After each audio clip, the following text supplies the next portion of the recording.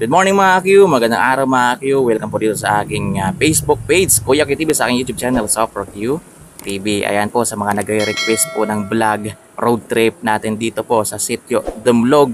Ayan, so ngayon po makikita nyo po sa screen yung sitio Dumlog, yung Washington, Aklan. Guys, yung sitio Dumlog po ay part po siya ng Barangay Tambak. Barangay Tambak po yan guys. Yan, after ng sitio namin, sitio Saugan, sitio Dumlog na po siya.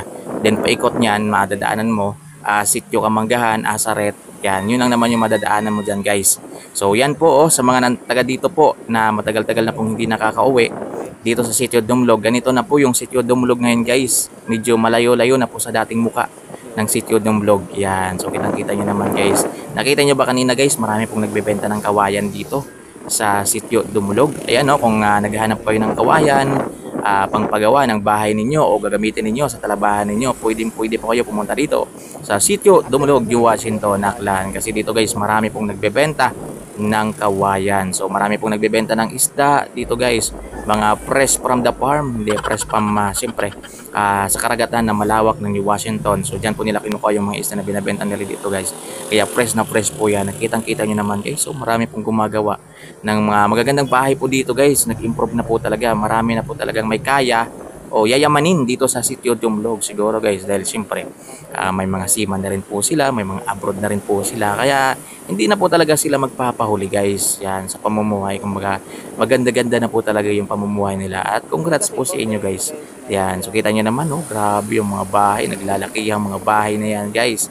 Yan, tapos guys dito may mga hardware ka rin makikita dito guys. Ayan, RGM hardware, ayan po yan. Sa tapat niyan, yung Hardware King, yung kulay blue. Tapos may mga laundry na rin dito.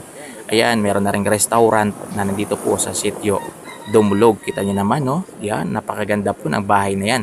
So shoutout po sa may-ari ng bahay na yan. So dyan guys, mamaya makikita nyo, meron po dyang signage sa labas na may pangalan na Welcome to Sitio Dumlog.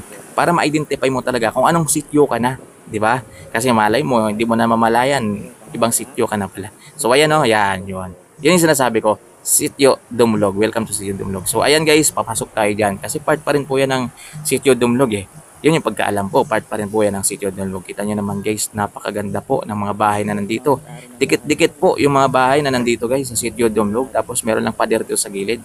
Siguro private property po yan. Ayan, may mga tindahan na rin. Yan, marami na pong may kaya dito po sa sitio Dumlog. So, kayang-kaya na po dito dumaan guys kahit sasakyan o kung ano pa man, tricycle, kotse, pwede na po. Yan, wag lang yung mga malalaking 10-wheeler truck. Wag lang pong ganun. Tapos guys, itong sitio Dumlog, malapit na po ito sa bayan ng New Washington. Malapit na po siya sa Poblasyon, New Washington. Parang ito na po yung boundary ng Barangay Tambak at Poblasyon, New Washington. So hanggang dyan lang po yan guys. Yan. So sana po nag-enjoy kayo yan sa vlog natin dito sa sitio Dumlog. Yeah, welcome to Riverside. Ito pala yung Riverside.